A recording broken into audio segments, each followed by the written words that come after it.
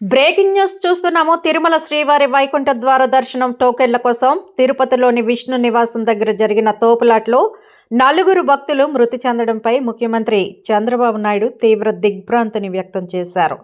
టోకెన్ల కోసం భక్తులు పెద్ద ఎత్తున తరలివచ్చిన సందర్భంలో ఈ ఘటన చోటు చేసుకుంది. ఈ ఘటనలో 4 ప్రాణాలు కోల్పోవడం తనను తీవ్రంగా కలిచివేసిందని సీఎం చంద్రబాబు నాయుడు అన్నారు. ఈ ఘటనలో గాయాలైన వారికి అందుతున్న చికిత్సపై అధికారులతో సీఎం ఫోన్లో మాట్లాడారు. జిల్లా టీటీడీ అధికారులతో ఎప్పటికప్పుడు మాట్లాడుతూ ప్రస్తుత పరిస్థితిని సీఎం తెలుసుకుంటున్నారు. ఉన్నతాధికారులు ఘటనా స్థలానికి వెళ్లి సహాయక చర్యలు చేపట్టాలని, క్షతగాత్రులకు మెరుగైన వైద్యం అందించేలా చూడాలని సీఎం ఆదేశాలు జారీ చేశారు. వైకుంఠ ఏకాదశి సందర్భంగా భక్తులు పెద్ద ఎత్తున రావడంతో ఈ ఘటన చోటు చేసుకుంది. వైకుంఠ ద్వార సర్వదర్శనం టోకెన్ల జారీ సందర్భంగా తిరుపతిలోని విష్ణు నివాసం వద్ద అపశృతి చోటు చేసుకుంది. టోకెన్ల కోసం ఒక్కసారిగా భక్తులు రావడంతో తీవ్ర తోపులాట జరిగింది.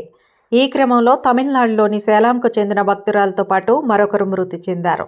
ఈ ఘటనలో మరో 4 భక్తులు అస్వస్థతకు గురికావడంతో రుయా ఆసుపత్రికి తరలించి చికిత్సను అందిస్తున్నారు పోలీసులు.